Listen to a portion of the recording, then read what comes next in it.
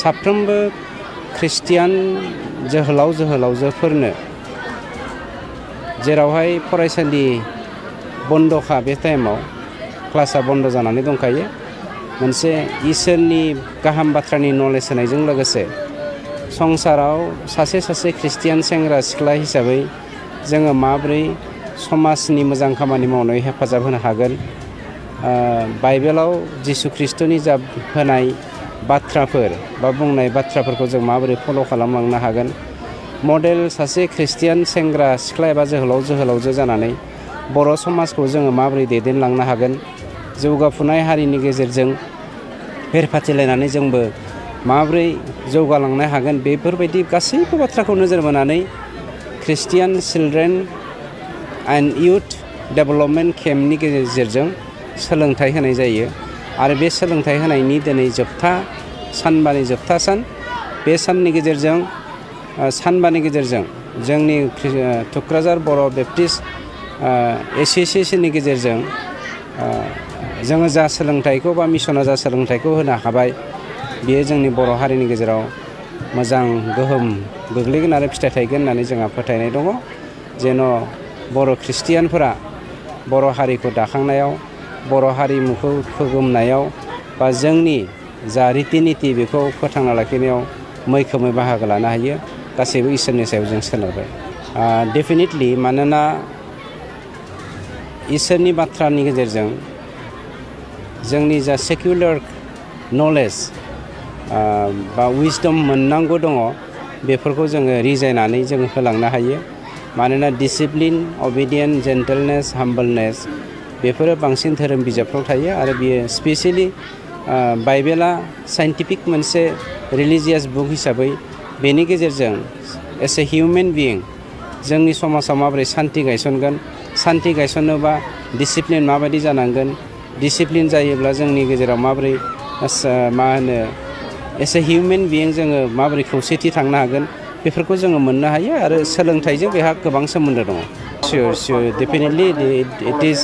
हेपेनिं in BTC area बिटिसिनि बायजोआव खोब खम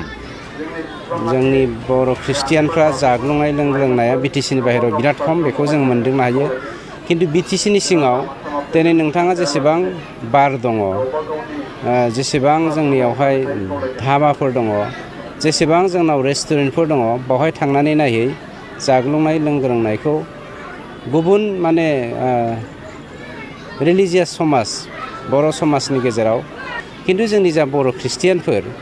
बिथांमोना माने बेनिफ्राय रेस्ट्रिक्टेड थानाय हिसाबै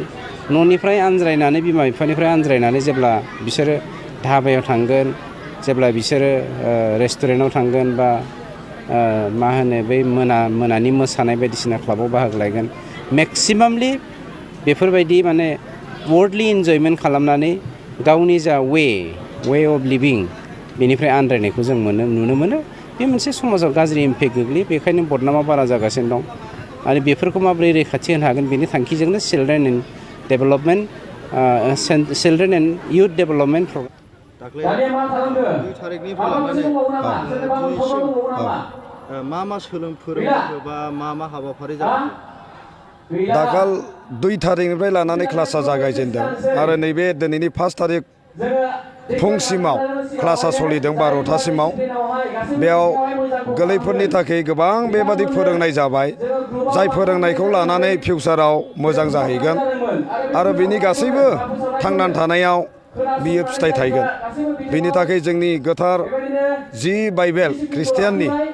बिनि बोसोनखौ लानानै आरो जोङो मानसि हिसाबै जि संसाराव थांनानै थानांगौ अनलायनांगौ मदद होलायलायनांगौ जाथिजों जाथि बेफोर गासैखौबो लानानै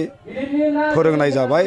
आरो दिनै जोङो बेखौ लानानैनो जोङो मोजां सोलोंनो हादों आरो